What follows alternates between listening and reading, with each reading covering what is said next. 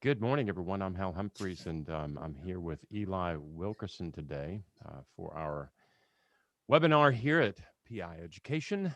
I'm pretty darn excited to be sitting in our studio here in Nashville, Tennessee, and not coming to you with a green screen from the back room at our house. This is um, the first time we've done a webinar in the studio in over a year, and everybody knows why. This is the monthly webinar from PI Education. We are so glad to have you here. If you have questions, you can just post them in the text part down there underneath the YouTube channel.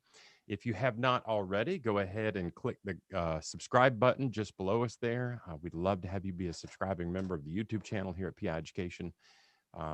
And today we're going to be going through a couple of things.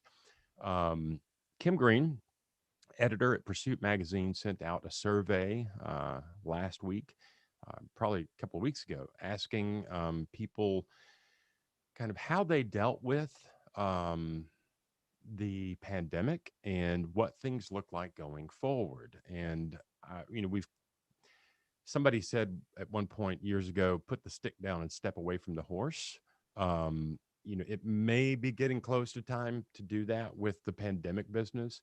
But I think it's worth discussing kind of some of the things that we've been through over the past year.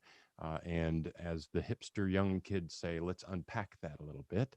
And to help me do that today, I've got Eli Wilkerson, and I'm supposed to read his bio, but before I do that, I'm just going to say Eli is one of those guys that I have maintained a relationship with online for the past, I don't know, several years. He reached out to me several years ago, and we have corresponded back and forth via email and talked on the phone a couple of times. And I'm tickled to see him face to face. Eli Wilkerson is a certified fraud examiner and private investigator in Amarillo, Texas.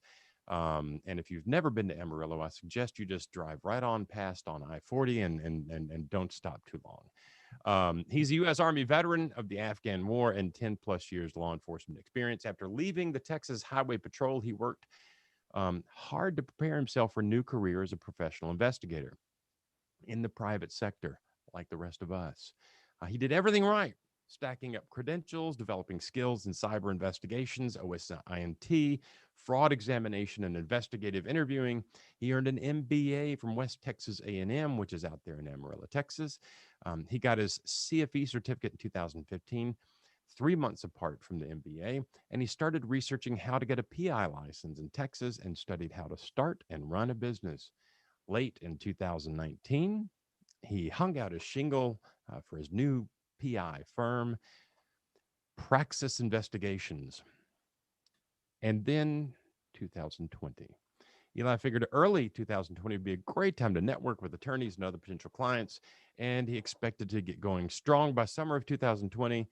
2020 had other plans for Eli and the rest of us. Eli, thank you so much for being here. It's good to see your face. Chime in, tell us a little bit more about yourself. So I've been living in Amarillo since 2007. Wife and I raised Australian Shepherds, trained them for the agility and the stock work. I don't really know too much else. Small town Amarillo, but yet still a hub of the United States, it seems like. And so, Bomb City, they call it. Yeah. We were talking right before we went on the air. I have worked in Amarillo for the past 12 years now, off and on. I've spent a lot of time out there. It's an interesting little town. It's bigger than it feels. There's a lot more stuff going on there than it feels. And it's just, it's one of those geographic oddities. Everything is 2 hours away from Amarillo. If you want to go anywhere, that's about 2 hours away. So Eli, tell us a little about your law enforcement background and your Army background. Tell us a little bit about that. Okay. So law enforcement, I've got experience in patrol. At one point in time, I helped out with warrants and extraditions, and worked in a jail for a while. I have tell me about the jail work. the jail work will make you grow up quick. You don't have a lot of tools like your normal law enforcement, so you got to get really good at interacting with people, talking with people. Those soft skill sets are absolutely vital. Otherwise, you're not going to last long in the correction setting. I would say, for being a private investigator, it's primarily a soft skills business. I mean, the bulk of the work we do involves Yes. soft skills. Now, obviously, there's some folks that have some very specific hard skills that are fine tuned to one area or another, but that's good training for a private investigator, I think. It is, because, especially in a jail setting, because don't know quite what the ratio is there, but you have people that are still innocent until proven guilty. All they've been is just arrested. They're waiting for their court date, or they're waiting until enough money to cover a bond or a bail. And then you have people that are going through the system for the second, third, fourth, sixth time. So being able to, man, it's a weird bottleneck in the whole criminal justice system that, again, it really takes the soft skill sets, but it's also that uniqueness of, like, you have to look at the individual that you're interacting with, and you have to look at, like, what their life circumstance is, on why they're in that situation. It could have just been one bad decision, all the way up to very heinous, borderline evil acts that have been done by these people. There could be people, there's sometimes that people are just sitting right there and they can't afford the bond, and they did absolutely nothing wrong. I don't know if it's appropriate to say victim of the circumstances. Sure. Yeah. And absolutely. So, but go ahead. Sorry. In my experience, even dealing with the ones who are accused of heinous crimes, even what you would say bordering on evil crimes, there's a lot of backstory there that as a prison administrator or guard or employee, you're never going to dive into those things. But as a private investigator, those people have stories, and they very often are victims of circumstances. And there are reasons why they're in the situation they're in. Yes. And I think it's important that we remember those things. So how did you, at what point did you say, I've got military, I've got law enforcement, I've got all this training, I want to be a private investigator? Well, I was watching television one night and I saw Magnum PI and thought, hey. The funny thing is it wasn't until I started researching private investigator stuff that somebody had said, oh, like Magnum. And I was like, maybe it's a generational thing, but I was like, I don't know what you're talking about. And so I looked at that and I was like, oh, that's kind of cool. And I was like, I think I'll just leave the Hawaiian shirt and the Ferrari where it is. And no, don't get me wrong. I like the show. Once it got introduced to me, I like the show, but it's entertainment. It's not reality. But I don't really know where it kind of really started to develop. It kind of really came from that whole deal that it was like, resigned from the Texas Highway Patrol. I was like, this isn't a good fit. I'm not a good fit for patrol. Never was.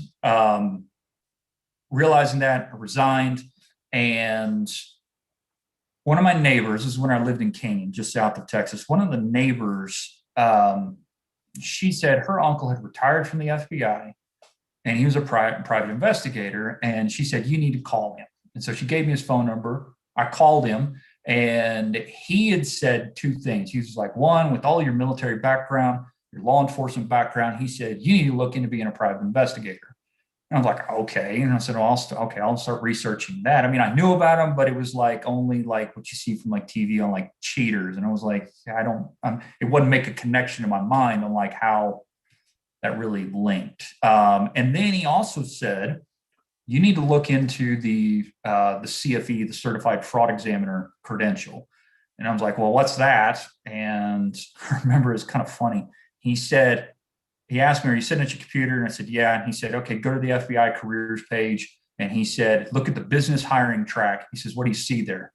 And I said, I see CPA, certified financial advisor, and one was like CFE. And he said, yeah, he goes, you need to look into the CFE. And I was like, okay, well, what is it? And he said, well, research it and get back to me. And he says, if you can't figure out what it is, get back to me. It's like, weirdest way to say it. So I was going to do the research anyway.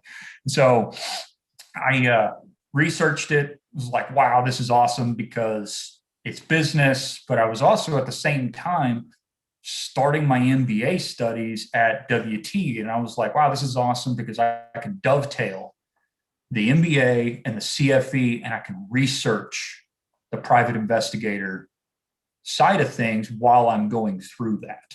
Right. And so that's really how my intro came into that. And so I started kind of putting together like, okay, so how do you investigate the private investigator? And that's how I approached it. And so started with the basic Google, and then I started going down the rabbit holes.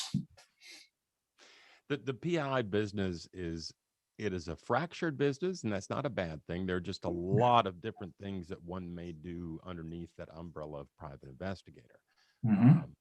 I know, my buddy Jason Addis out in Waco, Texas. Mm-hmm. He is fantastic at surveillance. He gets a lot of surveillance work and really likes the work. I know some people that just hate surveillance work. Mm-hmm. I like interviewing witnesses. It's just what I enjoy doing. I like talking to people, getting their story. Other investigators like to dig into financial statements and go through paperwork and notice where things are missing. It's a broad topic when you say private investigator. So talk to me about the research you did to kind of figure out what private investigator meant to you. Okay, so I looked at it as I'm going to figure out what it is. And then I was like, I don't want the trench coat fedora thing. So I kind of adjusted things as like professional investigator. Mm-hmm. And one of the things that led to that was, again, this was around 2013. So one of the things that led to it was finding trade associations. And so like I'd go and I'd look at the Texas Association of Licensed Investigators.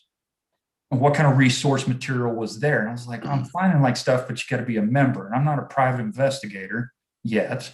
And so I was like, maybe there's something there. I would find some articles through like PI magazine. And that's where I started getting some ideas there. I was like, oh, so we got surveillance, we've got the financial accounting, forensic accounting, had background investigations. I didn't even think about that at that time. And then I was like, but PI magazine at that time still behind what they call like a paywall. So I was like, well, I get some information there. And eventually I ended up landing on y'all's Pursuit Mag. Right. And that was awesome because I now know it is kind of like open source.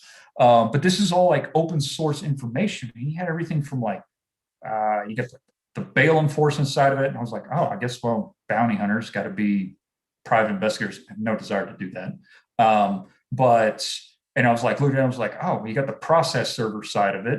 And then you've got, the fraud side of it. You got security. You've got all kinds of stuff that started connected to it. So I started going through and started going, oh, I like this. I can't even remember what all the articles were, but it's like, I just started looking at it as going like, okay, so there's a lot, like as you said, underneath the umbrella. I was like, but I'm in business school. I'm working on a CFE, so I need to be looking at things that are fraud related.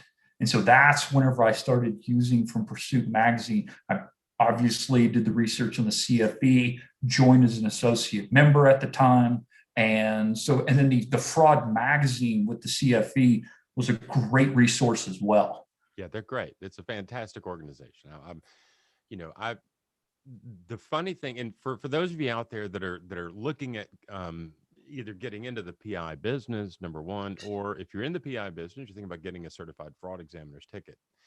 I will say, the bulk of my work, I do some expert witness work, and the CFE is nice to have there. It does not get me a lot of work. I don't realize a lot of financial benefit from having a CFE. But of the designations available to private investigators, I think it is, if not the damn close to the most well-respected professional designation you can get. Hmm. There are a lot of, you know, groups and companies that will hand out 3 and 4 letter designations all day long that don't really mean anything. Getting the certified fraud examiner's ticket, it actually it's not an easy process. I mean, I'm No. kind of shocked that you were able to go through business school and work on the CFE at the same time. And I would assume there's some overlap there, but the CFE is pretty specific. There is the overlap. So whenever I had to take my accounting classes, the accounting, how it was in the textbooks, it didn't make sense to me. And so I would have to open up the fraud examiner's manual and look at how they explained like a financial statement. Right. And that's whenever it started to click. And maybe this sounds backwards or like that.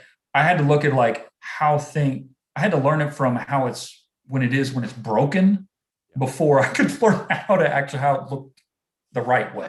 I had a similar experience in at university. I had a raw statistics class, which was required, that just I struggled with that. I really had a hard time dealing with it.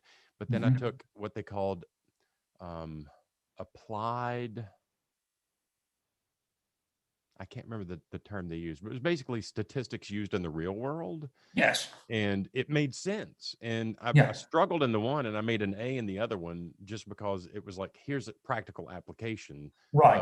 of the theory. And I think that's where the certified fraud examiner track gives you real world examples of practical application of accounting principles. And it doesn't dive so much into, you're not going to be a CPA when you're done with the CFE designation. But you're going to be able to break things down and analyze them. So that's I'm intrigued with that process of doing the MBA and the CFP at the same time. How about, you know, we're going to get to this. Okay. You know, starting a business in 2020 right out of the box. But like, so let's just go right there. How I can imagine you're all excited and you're Yes. polishing the desk and hang it out and you're ready to go. And there's like, Well, so I looked at it this way. There was like, and there were some articles in Pursuit Mag. There were others that were writing that it's like, listen, you can hang the shingle out, but if you're going to stay behind the desk, really people aren't going to come to you until you establish a reputation, hopefully positive reputation. And so I was like, well, bare bones website, business cards, got the license.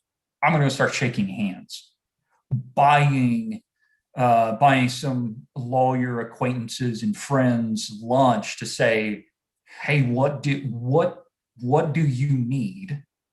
And then what services can I offer that would potentially help it? And I didn't look at it as like to potentially solve mysteries for people.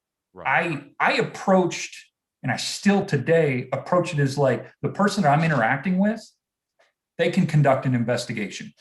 Like I approach it that they have the capacity. I mean, if it's a small business owner and they're a successful small business owner, they can conduct an investigation. They know the process. They've gone through it. I make that assumption. And so I bring the idea forward that but do they have the time to do the investigation? Right. And so that's where I look at it as like, if I can do the investigation on their behalf, one, it's time that they don't have to eat up. They can focus on their business, whether it's a law firm, small business, it doesn't matter. It all comes down to, really, it sounds bad. It all comes down to money and time.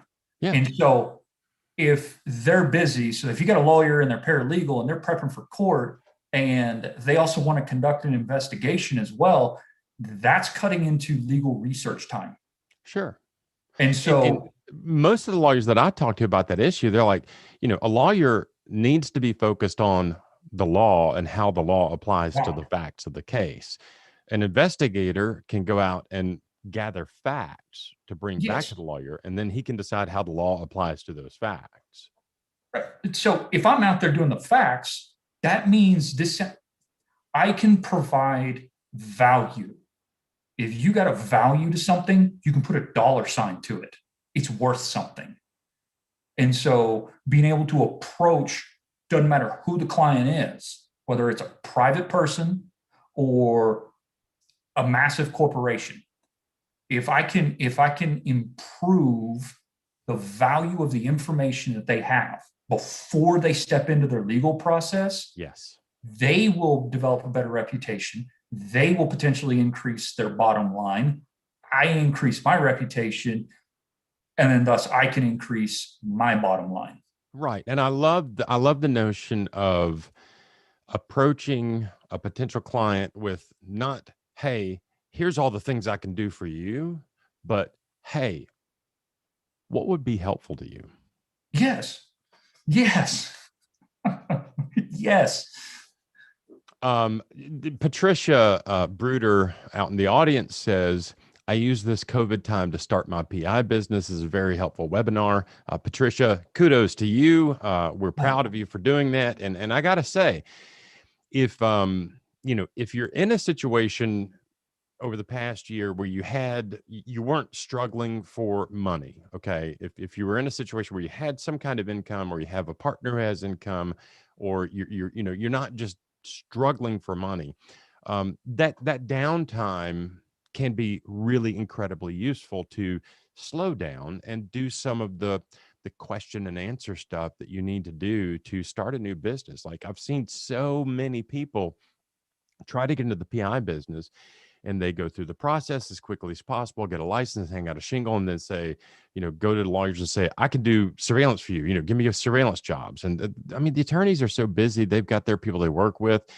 If you slow it down and spend some time figuring out how you and your specific skill set can help attorneys. And part of that is interview the people that you're going to hopefully work for and say, hey, what is it you need? Kim and I made Kim read this book. It's very rare that I suggest books to Kim, but I actually gave her this book and said, you really need to read this. And it was a business book. And I'm going to suggest for anyone in the audience that is interested in starting a new venture or a new avenue of being a private investigator, or if you're getting into the business, there's a book by two professors from Stanford University out in California, and it's called Designing Your Life. And these two professors are from the design department out there. And it's a very specific approach to designing, what it is you want to look at, or business wise. And in design, the mantra is, you are here.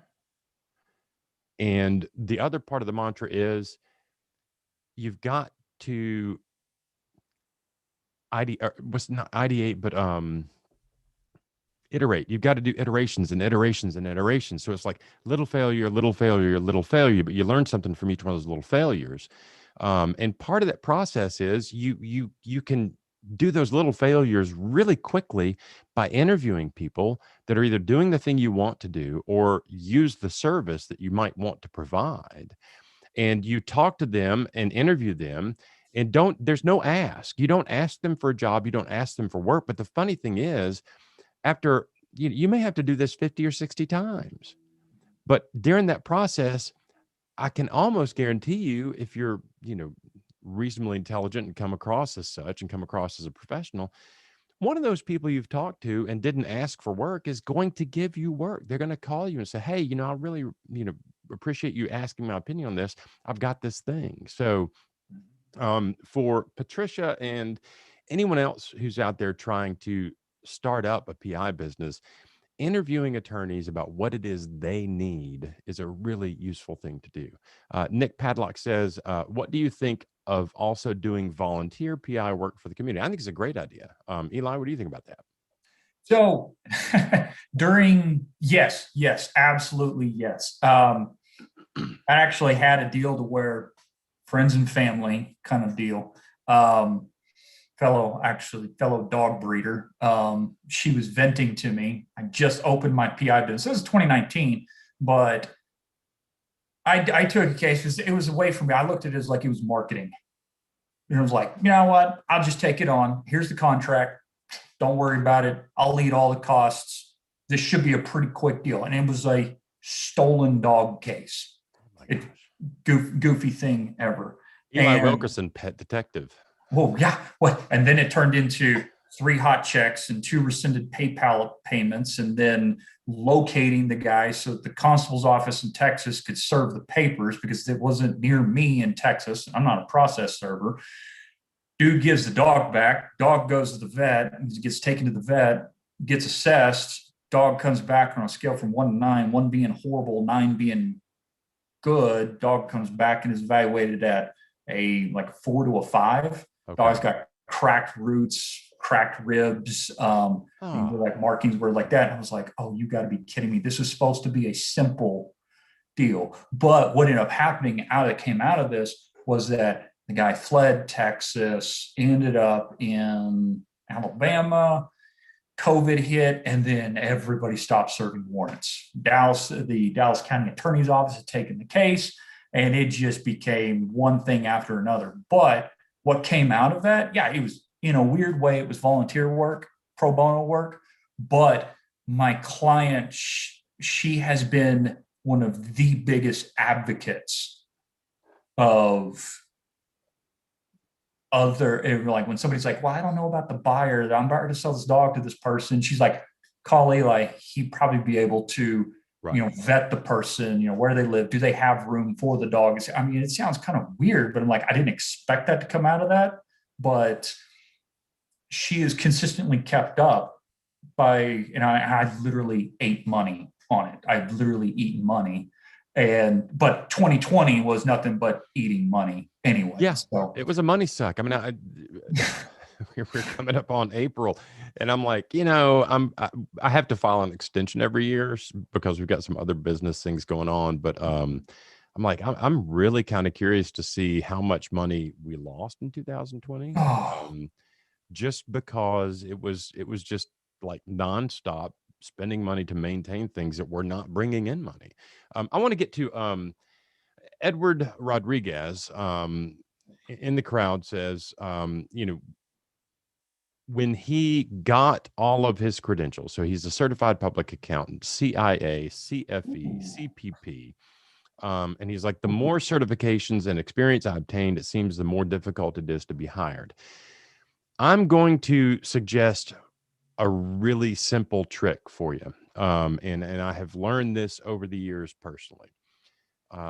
If you put on your business card every post nominal you possibly can, it starts to be meaningless.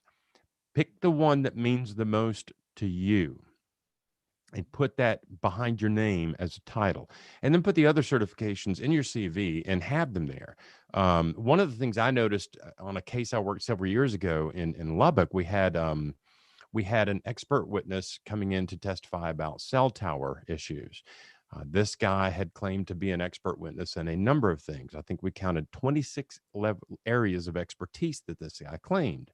And they ranged from blood spatter analysis to cell tower forensics to fingerprint analysis to hair follicle analysis to voice stress analysis. And I suggested in the room, I'm like, you might want to pick one thing. And since you're testifying about cell towers, put that on your resume. Well, I've earned all these designations. I'm going to put them all on there. And what happens is people don't know exactly what it is you do. If you pick the one that means the most to you, and the one that brings the most value to whatever client you're addressing. Now, there's nothing in the world wrong with having a couple of sets of business cards. If you are a CPA and you do that work, have your CPA cards. If you're a CFE and you're talking to lawyers, have your CFE cards. If you're CPP and you're doing personal protection, have your personal protection cards. Hand them out to those specific clients. That's just my thought. Eli, do you have any thoughts on that? Or my grandfather had recommended something very close to that. He had recommended that, he's like, considering with all the military and law enforcement, he said build a book of everything that you've done, like a 3-ring binder. So like a very, very complex, a very, very detailed CV. right. He says, but he says, for when interacting with lawyers, the insurance companies, small business owners, tailor that 1-page document to theirs. So like I'll give you, not only am I a CFE, but I'm also a certified expert in cyber investigations. Okay. And I've got them on my LinkedIn, but I've got a stack of them. But on my business card, I mean, I've got two. That's it. Two, like CECI and CFE. And it's because go ahead. No. When I'm testifying as an expert witness, when you're submitting your CV for court, that's one thing. Mm-hmm. They want to know, like, they want to prove you up as an expert. So that CV is going to have all of those things on it. And it may be, I've seen them from 4 to 16 pages, depending on the expert and what they're going to be testifying about. For getting jobs, for getting work, I find it very useful if you're going to submit a CV, have it a one-page CV. Mm-hmm. Literally, here's what I've done, hit the highlights and move on, because nobody's going to sit. I mean, you can spend hours and hours and hours working on, your cover letter and your CV, and 99.9% of those things get tossed in the trash. Mm-hmm. The 1% that gets read gets skimmed. And if you got something they need, they're going to call you, right? So do a one page, focus down on the things that you're, like I said, that means something to you, that feel like the right thing for you, and keep it short and sweet. Go ahead. So there's something else on that too, that along with what I'll call the condensed business card, but I also have my business cards set up in a way that you can't miss them. I'll mail you one, Hal, but it's not a one card. It's not just a front and back. It actually folds out. Okay. And so on the front, it's got the company logo. On the inside, it lists the core services, and then it lists me. It says owner, manager, investigator. Right. Two of the certifications, easiest way to contact me, and then my license number on the back of it. But I also use that as like an elevator pitch. So if I put myself in the elevator, I got 30 seconds. I hand somebody the card. I want the front cover of it to pop. I want it to correlate with or be close to the landing page on my website. So you got the linking. And then the next part is they flip it open and they got the immediate things that, and I call them core services. I am not a jack of all trades investigator, and I'm not going to sell myself as one either. Right. I don't put on their surveillance. Could I do surveillance? Yeah, but I am definitely not great at it. And I know that. So I don't advertise on there that I do surveillance. Right. I don't want anybody to get the idea that I do surveillance. I don't want to sell something that I don't have. Yeah. And I think here's the thing. So, and for those of you in the crowd, here's the thing. There are so many different ways to approach businesses. I've seen private investigators. I've actually been in my attorney's office in Fort Worth and had private investigators come into the office to pitch the attorney on their services. And I've seen everything from, slick binders and all this business to a handshake and that's it. I'm a bit of a minimalist. My business card literally says Thomas H. Humphreys, and there's an email address on it. That's it. It's like, here you go. If you need to get in touch with me, this is it. But I'm also, I've been doing this long enough that I've got a book of work from a good, bunch of attorneys that I adore, and they like me, and like, I'm not out there trying to find new work right now. But for those of you who are, just study up on, I like Eli's idea of having, the multi-sided business card that has core services on the inside. And there's a metaphor there for the core services being on the inside fold. But like, it's literally like, it's a great way to do it. It gets a lot of information across in a very short period of time. It is 12:04, which means we're just past midpoint. Coupon code for PI education. Starting now, it's good through April the 30th for 15% off of any course you want to take at PI Education. Spring 21, SPRNG 21. If you go to pieducation.com, pick the course you want to take, key in that coupon code Spring 21, you'll get 15% off any course you want to take And that is not a bad deal. And we'd love to have you come over and take some of our courses. And I can say this without hesitation, Kim Green and Stephanie Mitchell have been working on updating some of our courses, and they are so good. They're so good. I mean, I've always liked our courses, but they're getting better. It's just crazy. They are. Diving back in, John Hagan asks, and I think this is specifically for you because I have no law enforcement experience. Oh, no. What is the best skill from your law enforcement experience that you use while working as a private investigator now? I'll give you two. So one is the people skills, because law enforcement, by its nature, you see people at their worst. And so being able to interact with people in their work, I mean, if you really get down to brass tacks, what do private investigators do? They're helping people solve problems. Right. And so there's a bit of a crossover right there, and you're already in that position where people are not. They're already coming to you because they're behind the eight ball. So being able to interact with them. Second thing is as I was coming into the PI world, I started thinking, how can I do this job? Can I do, and this sounds weird, probably coming from a law officer, but could I do the job without a badge and a gun? And so I kind of stepped out behind the badge, even while I was carrying it, and said, how can I do this without the badge and the gun? Because there's a lot of power that goes with the badge, but once that's gone, it's charm and good looks at that point. Well, yeah, I mean, pocket square and a nice suit jacket. I mean,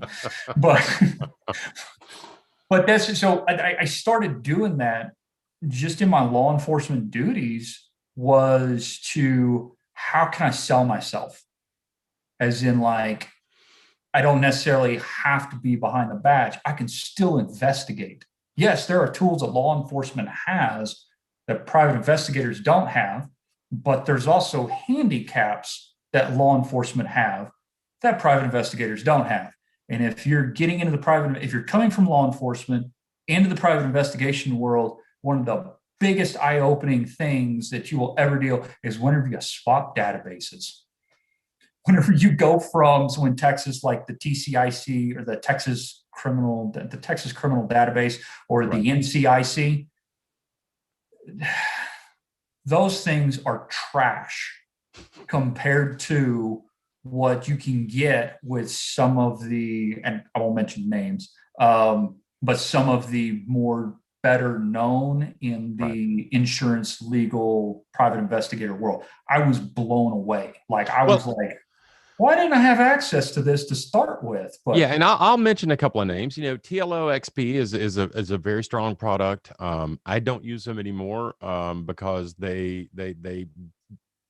we had a disagreement about the home inspection business, and I don't work out of my home office, right? But it's a good database. I can't say anything bad about the database.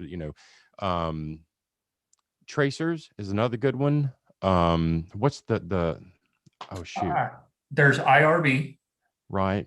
IRB. I've had pretty good stuff with them. I've used them before. And also the other one, there's two that hopefully this doesn't affect anything with the podcast, but I use IRB and I use IDI. IDI, yeah. And then there's Clear. They're all manner of databases that we can have access to as private investigators. And the trick is, I have learned, is to have at least one or two available to you, so you can kind of cross-reference things, because some of them are good at one thing and some of them are good at other things. Yes. Let's move on to 2020. You hang out your shingle. You're hoping to have this banner year as a private investigator. It doesn't work out that way. Talk to me about your pivot. Okay, so now I'm probably gonna make all the cybersecurity people cringe, but in cybersecurity, when you're doing some of in the red team type stuff, they call it pivoting. You get into a roadblock and you pivot. You get to another firewall, you pivot. You get new information, you pivot. Things like that. So 2020 hit, and hopefully my investigator crystal ball isn't broken, but I started seeing some handwriting on the wall, and everything started going cyber. And I'm like, this is, if we as professional investigators didn't have cases, or cyber was a small facet in most of the stuff we investigated, coming out of 2020 and into 2021, the facets, the angles of our investigations being cyber is only going to increase at an exponential rate. Right. And so, like, I give you, if an employer, for like all of our surveillance people, how many people are now, and this is just thinking outside the box, how many people are working at the house now, will probably continually work at the house, or like a hybrid? And then now the question is, are they actually at the house working?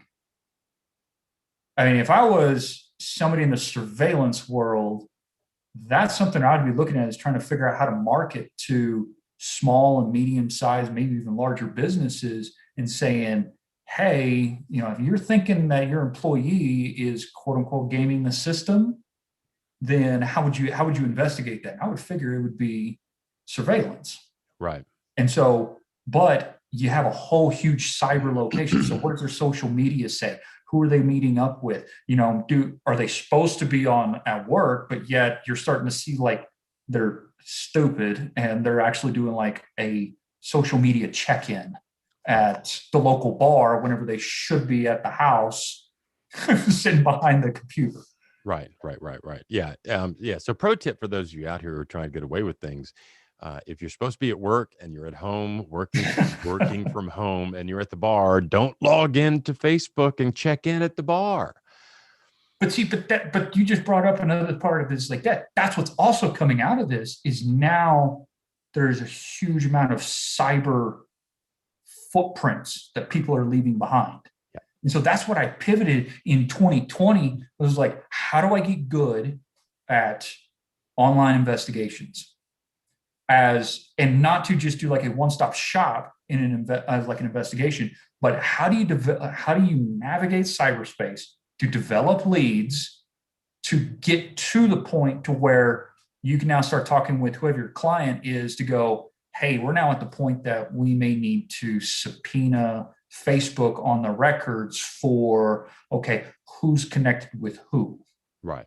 Whom, excuse me. Let me get my grammar right. Yeah. And so, but that's what I was looking, I was like, so much more shifted in cyberspace. And I don't know how much is going to shift out of cyberspace.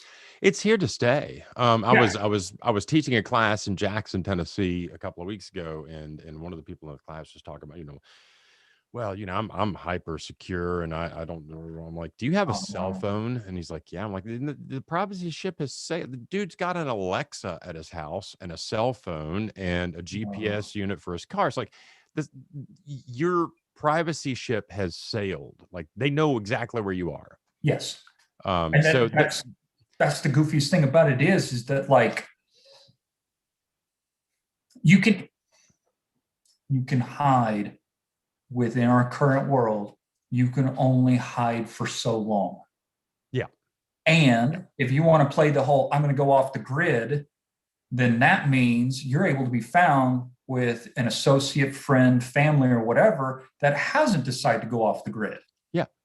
A couple of years ago, probably maybe 5 or 6 years ago, Wired magazine did a thing where one of the editors went off the grid, and there was a game involved, and they basically challenged people, hey, if you can find this guy, you win it was a substantial prize, like maybe $100,000 prize. And he stayed off the grid for maybe 2 months.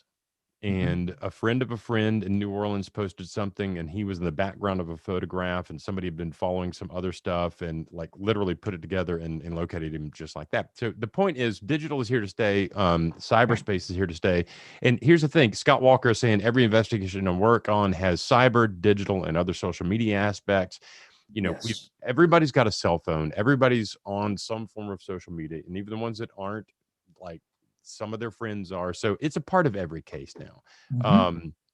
Jason Addis out of Waco says, Eli, are there, to your knowledge, automation tools, databases for those cyber social media investigations that you use? So you're going to go down a huge rabbit hole with this one.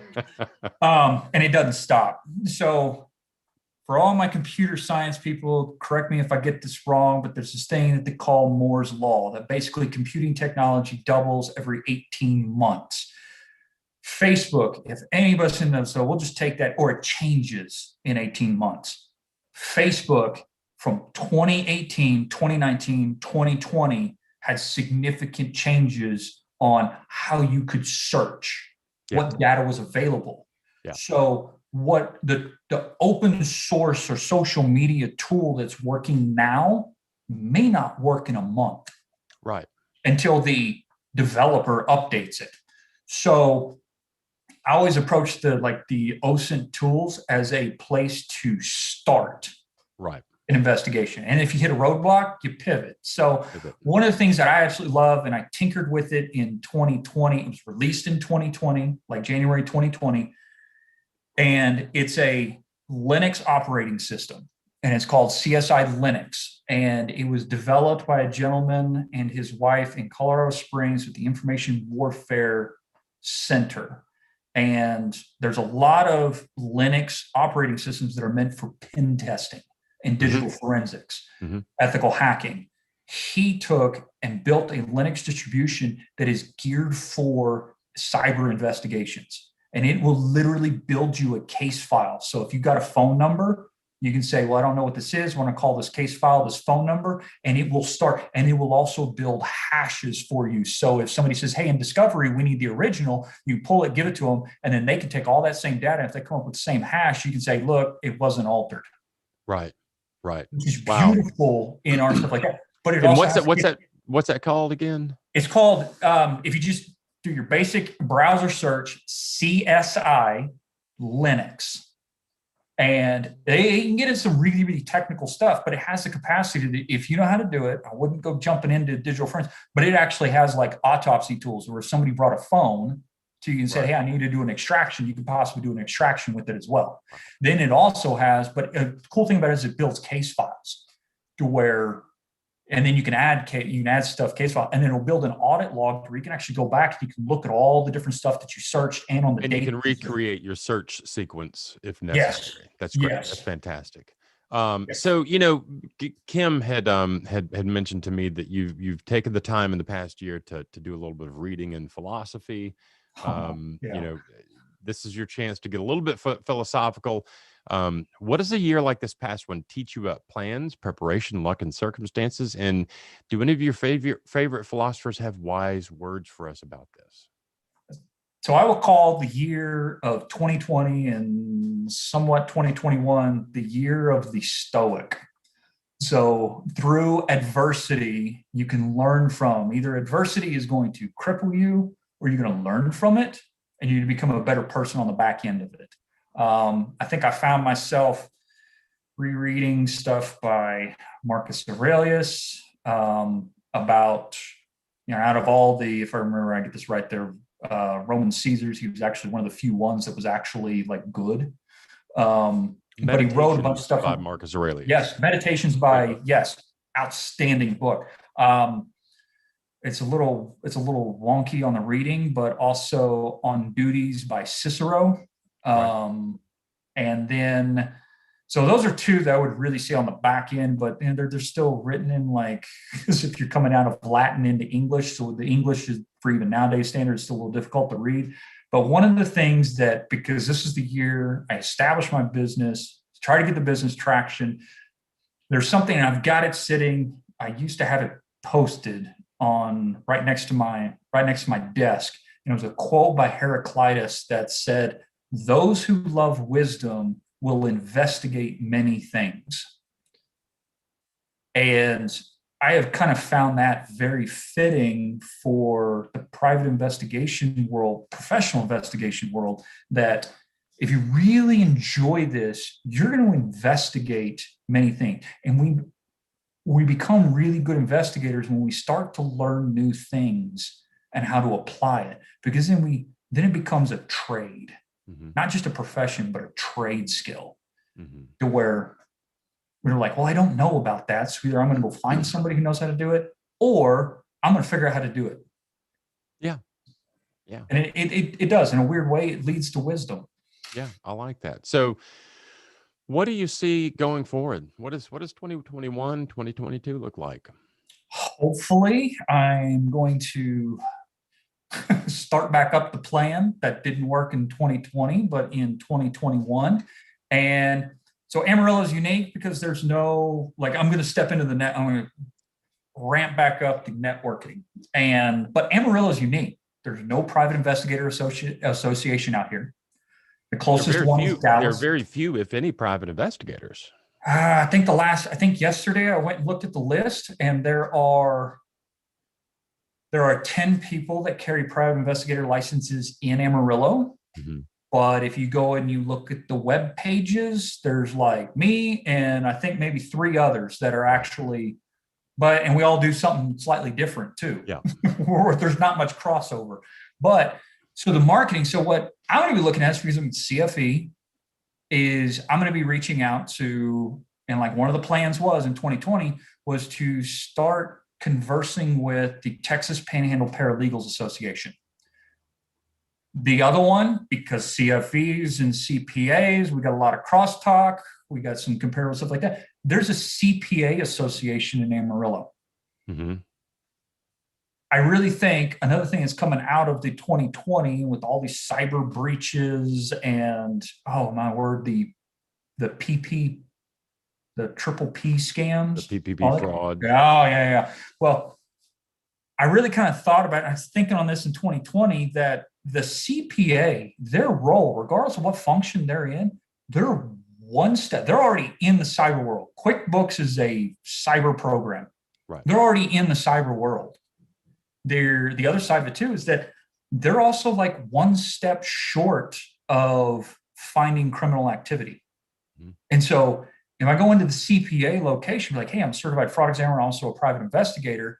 If they're like, hey, we're starting to find something in our organization that doesn't quite add up, they can say, hey, we know a private investigator that can possibly kind of pick up from the red flags that we saw and move forward with it for either civil litigation, criminal investigation, or even at that, you build up the case and then the employer goes, which I still don't like it whenever they do this, but say, this employee needs to be terminated and here's why. And then they got a lawful termination case.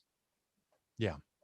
And so that's my approach. 2 of the things that I want to be doing is, and then I've got some ideas that I'm going to be kind of kicking over to y'all for Pursuit Mag to kind of write on some ideas. One of the things that I was asked to do in 2020, I'm going to try to get it set up again, is in the October-November timeframe.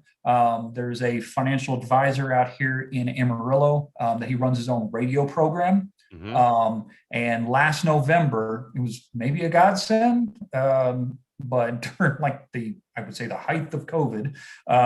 But he had asked me to come on to his radio program to talk about some of the overviews on like what to look out for fraud against the elderly, like different types of like preventative measures that people can do regarding their credit cards, Wi-Fi when you're at the hotel, on like what's preventative things to hopefully keep it like that.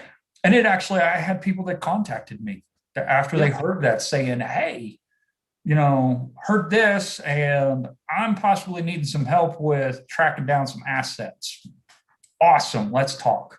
It didn't pan out, but eventually got to a point. I'm like, you don't need me. anytime you do press, especially if it's a little bit of a broader audience than a podcast, I'm thinking specifically of like, local radio shows where, the local folks actually listen to the thing. Anytime you do press, you're going to get calls, especially if you're a private investigator. I mean, the tinfoil hat crowd loves, calling a private investigator. But, you field 50 calls, you may get one job, but that one job is a job you didn't have yesterday. And that's never a bad thing. Wow. Nice. Edward Rodriguez says, I've attended around 50 webinars in the last 3 months, and this is arguably the best. That's great news. Thank you for that. And that's all due to my pal Eli Wilkerson being here. I just bring him in and talk to him. I'm not the expert on much of anything. You know, talking about the pivots and leadership and how to do all this business. 2020 was a difficult year for us in my PI business specifically. Since I do mostly criminal defense work, a lot of that work just kind of dried up. Nobody was going to court. People were doing hearings on Zoom, and there just wasn't much investigations to be done. It's picking back up, and I'm really glad about that. But I made the choice to pivot into an old profession that I maintained my license as a certified general real estate appraiser. And I started picking up some appraisal work on the side just to kind of, bring in some extra money to make sure we could make ends meet. But that has turned into expert witness work with the CFE designation and for attorneys in those kind of situations. And the thing I'm getting to is, at the end of the day, we have to do what we have to do to earn a living. We have to bring in money to pay the bills. We've all got things we have to pay for. Unless you happen to be independently wealthy. So at the end of the day, there is no shame as long as you're doing good professional work, be it surveillance work, be it CFE work, be it criminal defense work, or whatever it is, civil investigations, whatever it is you do. There is no shame in any of it as long as you're doing good, solid work as a professional investigator. Eli, we're running quickly out of time. We got about 4 minutes left. How have your values changed as a result of this year? I'm talking family versus work, money versus purpose, generosity versus winning, or whatever strikes you. So out of the potential clients that I did have in 2020, I looked at it as they were also going through all of this COVID mess just like I was. Mm-hmm. And there were some cases, there were two that I could have taken. I didn't. But I spent the time with them. Oh man, one of them was like, I can't do the money, can't do the contract, but I am going to give you, and I literally gave the person like 4 hours of my time to actually help them, get them to a point to where, and it sounds actually kind of weird. It's like, I actually kind of gave them like, hey, here's something that I would have done if you would have contracted me. And they were like, oh, wow, this is a really cool tool. And I was like, this is going to help you. And it was an older lady that was going to be remarrying, and she wanted to do a background investigation on, the past life of this gentleman that she was going to marry. And she told me her financial advisor recommended a background investigation. The CPA recommended it and like that. And I was actually referred, and they actually referred her to me. And then whenever it really got down to brass tacks, it was like, I can't do this.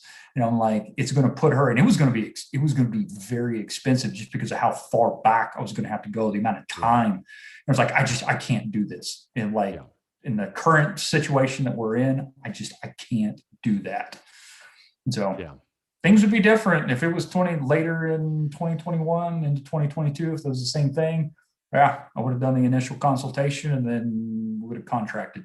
Yeah. So Gabrielle Almanza asks, will this be online somewhere to revisit later? Yes, Gabrielle, it will. It will be here live on the YouTube channel for PI Education into perpetuity. You can come back and watch us as often as you like. We would love to have you here. Be sure and subscribe to the Pursuit Magazine YouTube channel. We'd love to have you there. Creative pivots, thinking of things to do with your time. There have been some amazing things come out of this past year, even in downtime. It seems like every investigator in the country has a podcast now. I've heard some people say, oh my God, there are just too many podcasts. They're all talking to the same people. Here's the thing. It's good to exercise those creative muscles. I think it's useful to exercise those creative muscles. So, we got Scott Fulmer out in Utah. Kelly Paxton has a fantastic podcast. Kelly, who is a certified fraud examiner out in the Pacific Northwest. Barry McGuire has a podcast. check those podcasts out. If you're wanting to get into the PI business, there are so many resources out there to help you get your head around what the business is. And then Adam Visnick's YouTube channel, Kim and I were just on there recently. It's a fantastic PI Heroes series that he's done, where he's just sat and interviewed people in a video format. He's also got a series, I think it's called Why You Got Burned, or How You Got Burned, or something like that, about surveillance and how people get burned doing surveillance work. It's really entertaining, and it's good, useful information. It is 12:30, which means we've been sitting here for an hour, and it seems like 5 minutes, Eli. Yes, it does. I cannot thank you enough for your time. And for those of you in the crowd, yes, you can come check this out on the PI Education YouTube channel anytime you like. But do us a favor, subscribe to the channel. It helps us to have more subscribers, and it doesn't cost you a penny. Finally, Kim Green has a survey up. You can find it on all of our social feeds. And I think we'll post a link to it maybe in the comments thread here. A survey, it comes to a close tomorrow at midnight. So if you have not taken the survey, please go fill it out. Let us know how your year was and what you're looking forward to in the next couple of years. I'm Hal Humphreys, and this is your webinar from PI Education and Pursuit Magazine. Eli, thank you so much for being here, sir. It was a pleasure, Hal.